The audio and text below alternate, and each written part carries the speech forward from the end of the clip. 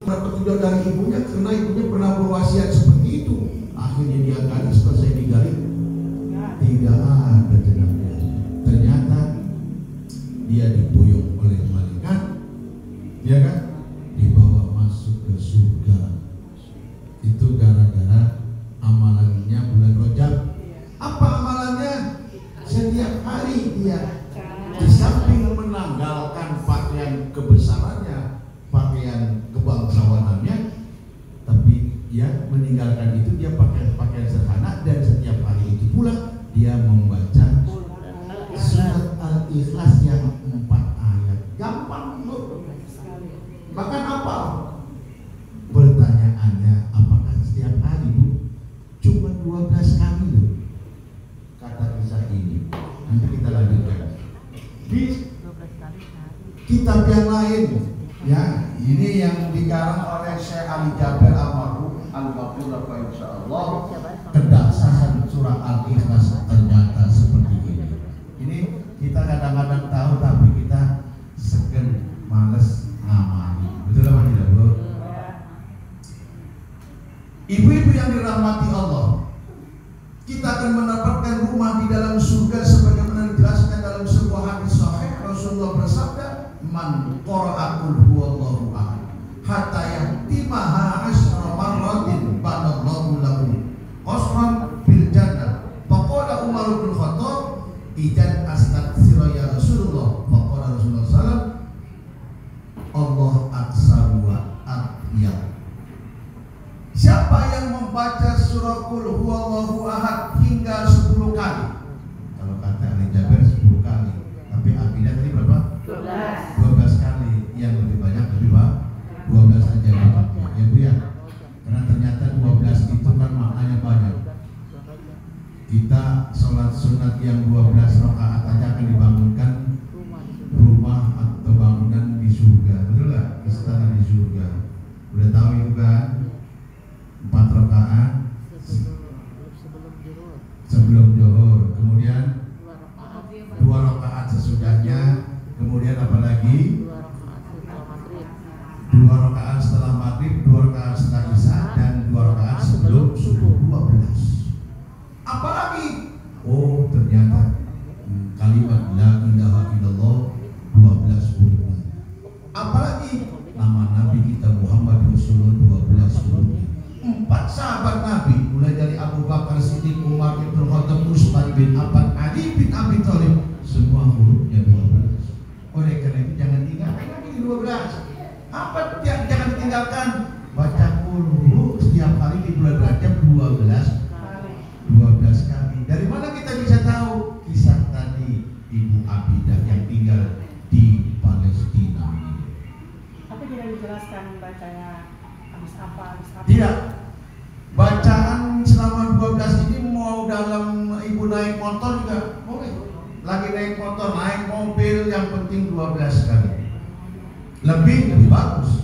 Itu selain ya, kan? Dari kalau lagi sholat, mau sholat kan baca itu lain lagi. Nggak bakal salah jalan karena Allah sudah mencintainya. Maka berlatihlah sebisa kita untuk menanamkan rasa cinta kita kepada Allah melalui surat Al-Ikhlas ini agar Allah juga mencintai kita. Jadi dihayati bacanya, ya. Dihayati. Bacanya dihayati. Qul huwallahu ahad. Katakan bahwa Allah itu satu. Ya. Jangan sekedar baca, dihayati. Ya Bu ya. Ibu-ibu yang dirahmati Allah. Oh, karena bulan Rajab kita kembali ke bulan Rajab ini. Syekh Al-Gaiti mengisahkan bahwa setelah mengalami cobaan beruntun, Nabi kita Muhammad SAW dipanggil oleh Tuhannya pada malam 27 Rajab. Sekarang tanggal 13, tinggal berapa hari lagi ya? Gak apa-apa, saya kan jarang di sini ya. Pada malam 27 Rajab tahun kedua kerasulan, tahun kedua Hijriah, diisrakan Nabi kita dari Masjidil Haram Mekah ke Masjidil Aqsa di Palestina. Ketika Nabi SAW tengah berbaring di Baitullah, ibu terbayang yang sudah umrah, yang sudah haji, Baitullah itu di mana? Makkah Al-Mukarram. Kan ada rumah ketika Nabi sedang berbaring dalam keadaan antara terjaga dan tidur. Jadi antara terjaga dan tidur kira-kira seperti apa itu? Ibu bayangannya. Datanglah malaikat Jibril dan malaikat Mikail. Tidur ayam. Tidur ayam namanya. Membawa jasad beliau ke tepi sungai sumur Jam-Jam. Ibu tahu sumur Jam-Jam kan? Dan sekarang udah dikelilingi, ada di bawah. Ya, tinggal disedot oleh muslim. Yang lama ya. Saya juga masih. Saya hadir tahun 98 masih ada sumurnya buat ibu. Jadi pakai pipa-pipa bawah kan. Jadi lihat dalam, Masya Allah, dalam amat ya kayak apa? Sholat di situ kan Iya. Oh iya, sekitar air Zam-Zam. Ini pun perhatikan sejarah ketika Nabi mau diisrakan, dibersihkan dari segala sifat yang tidak terpuji. Nah, kalau kita mau dibelah, wassalam ya. Ini malaikat yang belah, malaikat, ya kan? Kalau kita mau dibelah dibaik mas. Iya. Kemudian Rasulullah SAW dipersilakan wudhu. Habis dibelah, habis dibersihkan, rapat lagi, langsung wudhu. Lalu Jibril menunjuknya keluar dari masjid. Di situ sudah tersedia sebuah kendaraan bernama namanya burung. Itulah binatang yang lebih tinggi daripada keledai dan lebih rendah daripada onta. Bighal, pipinya seperti pipi manusia, ekornya seperti ekor unta, rambutnya seperti rambut kuda, kakinya seperti kaki unta, telapak kakinya seperti telapak kaki lembu, punggungnya putih bersinar seperti mutiara, dan terdapat pelana dari surga. Masya Allah, itu buruk. Ibu pengen lihat buruk nanti, berusaha sekuat tenaga, sehebat mungkin sekarang. Bagaimana caranya bisa masuk surga? Begini. Serta tubuhnya memiliki dua sayap. Ia berjalan secepat kilat menyambar. Sekali melangkah meleset jauh, mata memandang. Inilah kendaraan surga yang pernah dinaiki Nabi Allah Ibrahim ketika berkunjung ke Baitul Haram. Nyambung cerita tadi. Malaikat Jibril alaihissalam mengelus-elus tubuh buruk itu seraya bertanya, "Hai buruk, tidak malukah engkau membawa hamba Allah yang paling mulia itu?" Sang buruk hanya diam tersipu malu, hanya keringat dingin yang keluar menguasai tubuhnya. Kemudian Jibril mempersilakan Rasulullah SAW naik ke punggung buruk dan mengajaknya pergi. Beliau bertanya, "Wahai Jibril, hendak kemana kita?" Nabi nggak tahu. Nanya sama Jibril, "Wahai Jibril, hendak kemana kita?" Jawabnya, "Kita akan menghadap ke hadirat Tuhan dan Tuhan semesta alam." Maka melesetlah keluar, melesat sang buruk dengan didampingi malaikat Jibril di sebelah kanan dan Mikail di sebelah kiri. Di sepanjang perjalanan Isra Mi'raj sampai ke Baitul Maqdis. Baitul Maqdis yang sekarang namanya Palestina ya, Baitul Maqdis. Baitul Maqdis. Aqsa. Masjid Aqsa itu di situ ya, yang sekarang lagi terjadi bencana ya.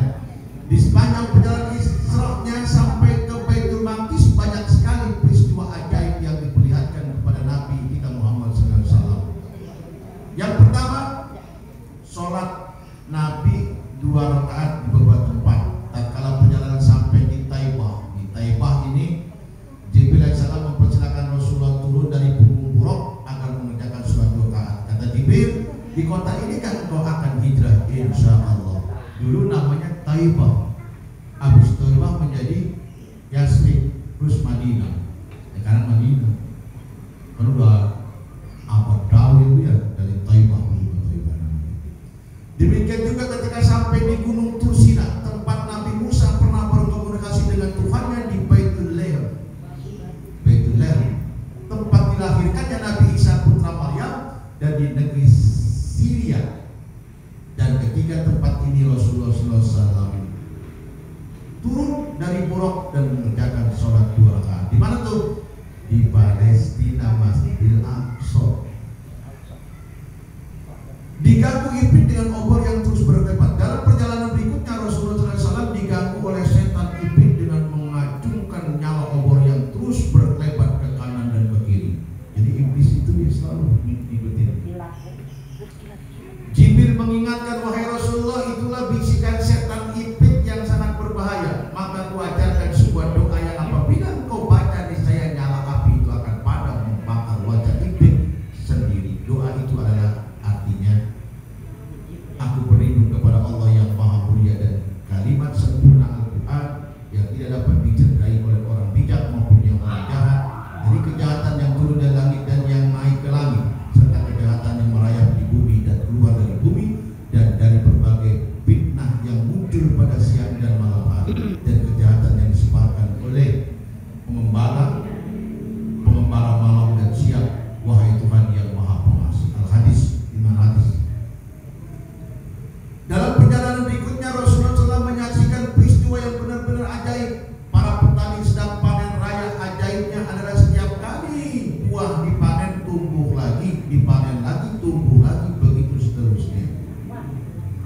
Jibril menjelaskan, wahai Muhammad, itu umatku yang sewaktu hidup di dunia giat berjuang di jalan Allah, beramal sedekah, pahalanya dilipat gandakan sampai 700 kali lipat.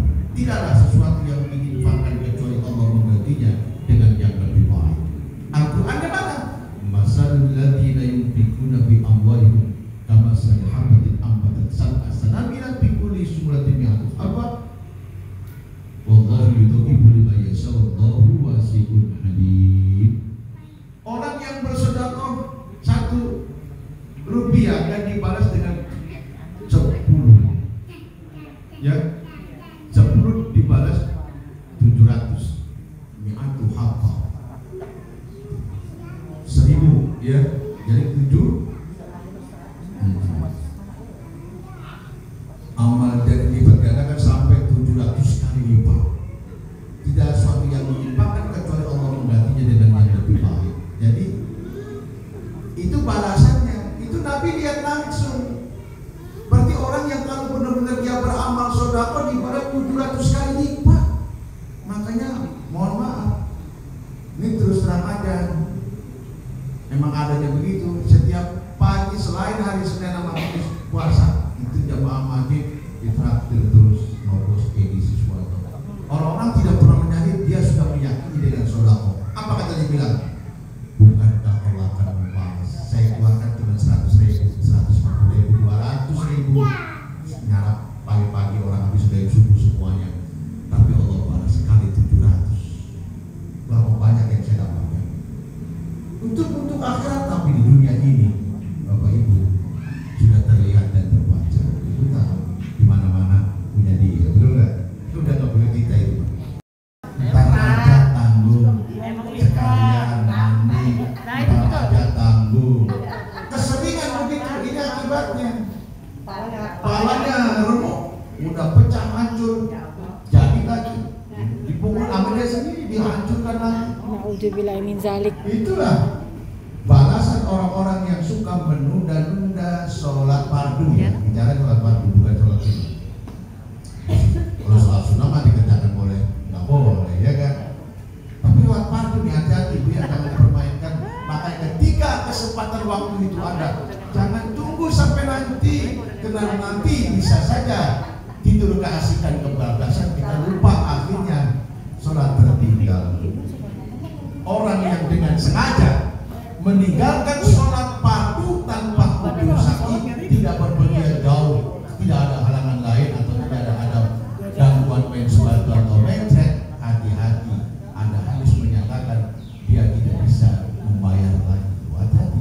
Makanya balasannya begini. Dari mana kita tahu? Perjalanan Isra Rasul diperlihatkan seperti itu. Kemudian yang kelima, tak kalah anehnya Rasulullah SAW menyaksikan pandangan yang sangat mengerikan. Seseorang diikat dengan rantai besi di ruangan sempit dan tertutup rapat. Ia dipaksa agar memakan buah berduri dan bara api. Jibril berkata, wahai Rasulullah, itulah umatku yang tidak pernah bersedekah. Hartanya menjadi bara api neraka yang harus dia makan sendiri. Tuh, balasan orang yang tidak bersedekah. Bu, lanjut ya. Peristiwa aneh lagi disaksikan oleh Nabi kita. Ada suatu kaum yang tangan kanannya menggenggam daging segar, enak, dan di tangan kirinya menggenggam daging busuk. Tetapi daging di tangan kirinya itulah yang mereka makan. Padahal daging itu sudah banyak sekali beladunya. Rasulullah SAW beristighfar lalu menanyakan kepada Jibril, ya Jibril, gambaran apa itu? Apa kata Jibril? Ya Rasulullah, itulah umatmu yang suka meninggalkan istrinya di tempat tidur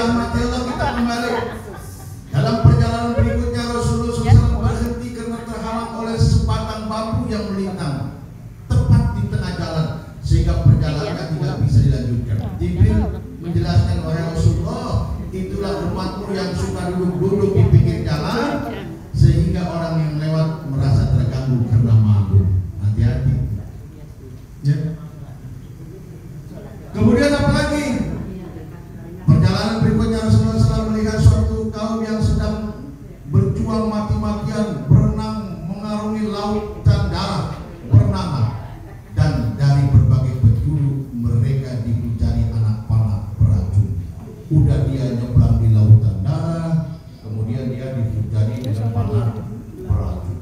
Mereka Jibril memberikan penjelasan, wahai Rasulullah, itulah umatmu yang dengan susah payah bekerja mencari dan memakan harta riba. Harta riba, tahu harta riba? Ngijotin, atau itu ngijotin tahu?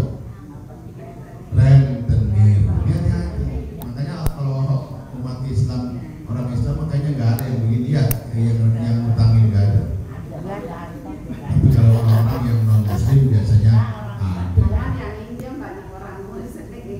Ya yang minjem ini hati-hati, aduh. Hati-hati. Itu karena nafsu aja sebenarnya. Itu karena nafsu aja sebenarnya, kalau dia tahan nggak ada. Saya ketika almarhum ibunya Yuli dulu, saya ngasih tahu, pokoknya kalau kita nggak punya duit, gua suka makan sayap itu kangkung aja yang tinggi. Apa itu orang apa namanya menggunting di lidahnya, udah lidah gunting, menjulur lagi, panjang lagi, digunting lagi sampai bibirnya kena kegunting. Kemudian Jibril menjelaskan, itulah umatmu yang suka menasihati orang lain agar berbuat baik, tapi dirinya sendiri tidak pernah mengamalkan. Nah saja dia udah ngasih tahu orang, tapi kita tidak melaksanakan. Hati-hati. Ya Bu ya. Kayak lilin, artinya dia menerangi orang, tapi dia sendiri dirinya terbakar hangus. Jangan sampai kalau bisa ya kita berhitung kepada Allah, mudah-mudahan kata dan perbuatan harus sama. Ya Bu ya. Kita berhitung, ada doanya, kita mohon kepada Allah. Kita lanjut Bu. Kemudian kejadian aneh lagi, ada seorang yang sedang mencakari dada dan wajahnya sendiri hingga lukanya sangat parah. Kuku-kuku tangannya begitu panjang dan menyala bagaikan bara api. Jangan kita sendiri dulu nanti. Rasulullah bertanya, wahai Jibril, siapakah orang itu? Jibril menjelaskan, wahai Muhammad, itulah umatmu yang suka mengkambing hitamkan orang lain demi menutupi kesalahannya sendiri. Apa artinya? Lempar batu sembunyi ya. Lempar batu sembunyi tangan. Bomba kecil nolong ayam, no kambing no. Yang kambing merasa dirinya benar kalau melihat yang nolong kebo, ya kan? Bomba kambing kecil, no kebo no. Disinilah rahasia Nabi berpesan, tuba liman sabalahu aibuhu an qulubi nas. Beruntung orang yang kekurangan dirinya, aib dirinya, tapi dia sibuk untuk tidak mengorek-orek aib dan kekurangan pada diri orang lain. Tapi celaka benar orang yang kekurangan dirinya, aib dirinya, tapi dia sibuk mencari-cari, mengorek-orek aib dan kekurangan orang lain, sampai dia lupa dengan aib dan kekurangannya dirinya sendiri. Hati-hati ya Bu ya. Ibu yang dirahmati Allah. Kemudian apa lagi? Dipanggil lagi Rasulullah, terusik oleh suara nyaring memanggil-manggil nama beliau dari arah kiri. Mereka Jibril menjelaskan, wahai Rasulullah, itulah cerdiknya bujuk rayu kaum Yahudi. Untung kau tidak menoleh, jika menoleh niscaya umatmu akan tergius semuanya masuk jadi orang Yahudi, kecuali sejumlah kecil saja. Kita lanjut. Lolos dari cobaan panggil arah kiri, terusik melihat wanita cantik dengan manjanya ia memanggil-manggil nama Nabi. Jibril menjelaskan, wahai Muhammad, itu bisikan dunia. Untung engkau tidak menoleh. Jika menoleh, niscaya seluruh umatmu akan tergila-gila dengan hidup, dengan tergila-gila dan hidup hanya untuk mencari harta, melupakan akhirat. Kalau nggak tergila-gila aja, masih banyak orang yang gila-gila atas. Nah, ini para pelaku politisi, masya Allah, kalau lihat di medsos yang benar disalahin, betul nggak? Ini apa dia nggak takut sama Allah nanti? Masya Allah, demi jabatan, demi dia bisa masuk ke grup partainya, masya Allah, apa gitu-gitu amat nyari dunia. Naudzubillah ini, tapi kenyataan sekarang seperti itu. Pilpres ini, masya Allah. Kemudian apa lepas dari panggilan iblis, dari arah sebelah jalan Rasulullah melihat seorang yang sangat lemah tak berdaya juga memanggil-manggil nama beliau.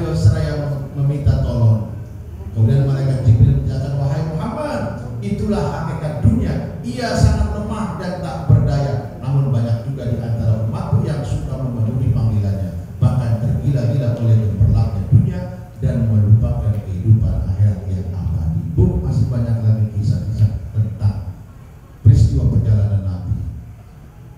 Syekh Al-Qubawi mengisahkan bahwa dalam perjalanan Isra-nya Nabi dari Masjidil Haram ke Masjidil Aqsa, Nabi Muhammad SAW tiba melintas sebuah tempat yang sangat harum semerbak pewangi. Berarti kalau kita lihat ini perjalanan dari Masjidil Haram ke Masjidil Aqsa, ya, diperlihatkan seperti itu dulu. Nabi SAW bertanya, "Hai Jibril, bau apakah ini?"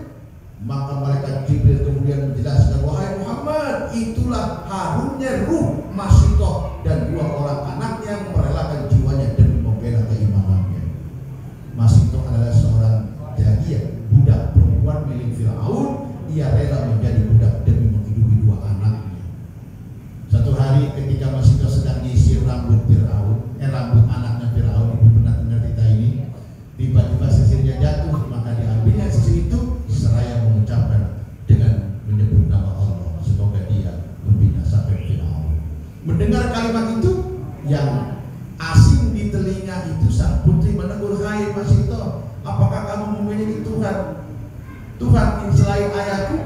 "Benar, wahai putri," jawab Masitoh terus terang. "Kalau begitu kamu akan melaporkan ke ayah," ancam sang putri. "Silakan saja," tantang Masitoh. Kemudian sang putri benar-benar melaporkan Masitoh kepada ayahnya Fir'aun. Maka segeralah ia dipanggil menghadap Fir'aun, langsung digertak. "Hai Masitoh, benarkah kamu menyembah Tuhan selain aku?" "Masitoh, benar Tuhan. Benar Tuhan. Tuhanku dan Tuhan adalah satu, itu adalah Allah yang Maha Menciptakan. Dialah yang menciptakan diriku dan juga menciptakan diri Tuhan juga." "Masitoh, tahukah kamu apakah akibat dari kelancanganmu ini?" "Ketahuilah Masitoh, tiada Tuhan selain aku." Masitoh, "Tidak, Tuhan kita hanyalah Allah yang Maha Esa." Fir'aun, "Masitoh, kalau kamu tetap tidak mau mempertuhankan aku, maka hadapilah siksaanku yang amat pedih." "Masitoh, aku hanya menyembah Allah Sang Pencipta." Sementara itu Fir'aun menyuruh pelayannya untuk memanggil dua orang anak Masitoh. Setelah dihadapkan dua orang anak itu pun dipaksa agar mau mengakui Fir'aun sebagai Tuhan, dan anehnya mereka tetap pada pendiriannya, tidak mau mempertuhankan Fir'aun. Hal itu membuat Fir'aun semakin geram. Kemudian ia menyuruh para pelayannya agar menyediakan perapian belanga besar dan timah secukupnya, lalu dibakarlah timah di dalam belanga besar itu hingga menjadi cair. Timah dimasak jadi cair ternyata, ya. Oleh Fir'aun, wajah Masitoh dan dua anaknya satu demi satu didekatkan di cairan timah yang sedang bergolak. Seraya berkata, "Kalau kamu mau mengubah keyakinanmu dan mengakui aku sebagai Tuhanmu, maka jiwamu selamat." Namun ketiga insan beriman itu tidak ada yang bergeming. Mereka tetap pada keyakinannya, mengagungkan Allah yang Maha Agung. Dengan geram akhirnya Fir'aun menendang tubuh Masitoh hendak dilemparkan ke belakang. Ternyata ada sedikit keraguan tampak pada diri Masitoh ketika itu. Maka Fir'aun menarik rambut Masitoh, membatalkan niatnya. Tiba-tiba si kecil putra Masitoh berkata, "Wahai ibu, engkau tidak perlu cemas. Yakinlah bahwa ibu berada di jalan yang benar." Masitoh kembali tegar dan menyebut asma Allah. Maka dengan beringas Fir'aun menendang tengkuknya hingga tubuh Masitoh terjebur ke dalam cairan timah. Ia menggelapar kepanasan dan sebentar kemudian tamatlah riwayat hidupnya dengan tetap menuhankan Allah Azza wa Jalla. Fir'aun yang sudah terbakar emosinya tak banyak bicara lagi, langsung melempar kedua anaknya yang masih kecil-kecil itu, putra Masitoh, ke dalam belanga. Maka tubuh dua bocah kecil itu tak berdosa itu pun turut mendidih bersama cairan timah, satu belanga dengan bangkai ibu tercinta. Makanya ketika Nabi perjalanan Isra Mi'raj bertanya, "Ini bau apa ini? Sampai harumnya seperti ini?" Ternyata itu baunya, bau wanginya Masitoh dan dua anaknya. Luar biasa. Untuk meyakinkan apa? Keimanannya. Jangan sampai ibu rusak keyakinan keimanannya gara-gara Super Mie, ya gara-gara Indomie, hati-hati jangan dirusak ya Bu ya. Kita tetap sekali la ilaha illallah, tidak ada Tuhan selain Allah, bahwa Muhammad itu adalah utusan, asyhadu an la ilaha illallah wa asyhadu anna Muhammadan Rasulullah. Ibu yang dirahmati Allah, masih banyak kisah perjalanan belum sampai naik ke atas langit. Dari Masjidil Aqsa di Palestina itu ada batu yang bekas tapak kaki Rasul, naik ke atas batu, kemudian ketika berangkat batu mau ikut, ternyata dilarang batu itu, dan sampai sekarang batu itu ke atas kagak, ke bawah kagak. Jadi agak nyata luar biasa, diselidiki oleh para ahli. Ini menandakan mukjizat mukjizat kekuasaan Allah. Batu di Masjidil Aqsa, di sebelah kanan atau sebelah kiri ya, sebelum Masjid Aqsa, pernah Ibu gambarkan ya? Begitu luas kan, ada bekas batu. Nah sekarang batunya itu di Klipeng, apa di Klipeng ya? Ya, di batu lagi agar tidak menjadi salah orang sesembahan, khawatirnya orang terujungnya batu ya. Kan kalau kita kan begitu, makanya kita yang suka diaraga mau dianggapnya menyembah kuburan kan, macam-macam kan, karena beda-beda pada keyakinan. Dikurung tujuannya untuk tidak itu. Ibu yang dirahmati Allah, kemudian Nabi naik ke langit pertama, ketemu sama malaikat. Begitu pada pintu, siapa? Ada keperluan masuk ke ini? Ada perintah? Ya, aku adalah Jibril. Dengan siapa? Muhammad Rasulullah. Juga itu Jagreon. Ya, malaikat juga yang jaga di sana, dan malaikat yang jaga di sana nggak pernah turun ke bumi, nggak pernah ke atas. Dia tetap di situ. Patuhnya malaikat. Makanya malaikat makhluk yang paling patuh. Ya. Dibuka pintunya, begitu sampai di langit pertama, Nabi kita bertemu dengan Nabi Allah Adam alaihissalam, manusia pertama yang diciptakan oleh Allah. Lanjut, begitu juga ke langit kedua, ketemu dengan Nabi Yahya, Nabi apa lagi? Yahya dan Nabi Isa. Langit ketiga bertemu lagi dengan Nabi Yusuf. Keempat, Nabi apa? Idris. Kelima, Nabi Harun. Keenam, Nabi apa? Musa. Ketujuh, Nabi Allah Ibrahim alaihissalam. Udah lupa itu ya. Kalau bulan ini surat. Nah kemudian langsung Nabi naik ke Sidratul Muntaha, di tempat di mana itu malaikat Jibril gak bisa lagi naik. Muhammad, aku sampai di sini aja, gak bisa naik. Kalau naik terus aku hangus Muhammad. Iya kan? Akhirnya Muhammad jalan diri sampai dia bertemu lagi dengan pencipta yang kemudian dapat perintah sholat. Cerita singkat, perintah sholat begitu turun sampai langit ke-6 ketemu Nabi Musa. Muhammad dapat perintah apa? Sebenarnya kalau dialog Nabi Musa dengan Nabi Muhammad di langit ke-6 lama juga, kisahnya menarik juga kalau diciptakan karena waktunya pendek nih. Ya Bu ya. Iya, di lain kesempatan. Begitu ketemu Muhammad dapat perintah apa? Sholat. Berapa lama? Sehari semalam 50 waktu. Akhirnya Muhammad, umatmu pendek-pendek, kate kecil, ya kan gak sanggup umatmu yang 4 hasta saja. 4 hasta itu besar Bu ya. Gak sanggup sholat cuma 1 waktu doang. Hari apa? Sabtu kalau nggak salah sholatnya dia. Ya, yang sampai di Laut Merah itu jadi kera, ya kan? Di lautan jadi kera yang dikutuk umat Nabi Musa itu. Orang asal hari Sabtu ikan tuh banyak banget pinggir laut. Akhirnya orang senang nyari ikan, nggak mau ibadah. Akhirnya dikutuk jadi kera. Nah dari situlah teori Darwin mengungkapkan bahwa manusia berasal dari kera Adania. Karena dia sampai situ pengetahuannya. Ibu yang dirahmati Allah, berulang-ulang Nabi sampai berapa kali? 9 kali dikurangi 5, akhirnya jadi 5 waktu. Oleh karenanya yang 5 waktu ini perintah Allah, sholat jangan sampai ditinggalkan, jangan sampai dilalaikan seperti tadi atau menunda-nunda waktu ya Bu ya. Ini maaf Bu, kalau perintah sholat, perintah selain sholat, perintah zakat Allah cukup menurunkan dengan wahyunya melalui malaikat Jibril. Perintah zakat, perintah haji, perintah apa lagi? Puasa. Tapi perintah kita sholat Nabi sendiri yang diangkat oleh Allah. Makanya sholat jangan sampai ditinggalkan. Awalu ma yuhasabu bil abdu yaumil qiyamah as-salat, yang pertama kali diperiksa oleh Allah nanti pada hari kiamat sholat kita. Kalau baik sholatnya, baik semua amalan ibadah yang lain. Tapi kalau sholatnya rusak juga lah seluruh amal ibadah kita yang lain. Ibu-ibu yang dirahmati Allah, karena waktu, jadi amalan yang terpenting karena masih ada sisa waktu. Karena tanggal 13 masih banyak, ya masih separohnya bulan. Jadi udah bulan Rajab, setiap hari berapa kali Bu? Baca 12 kali baca surah Al-Ikhlas.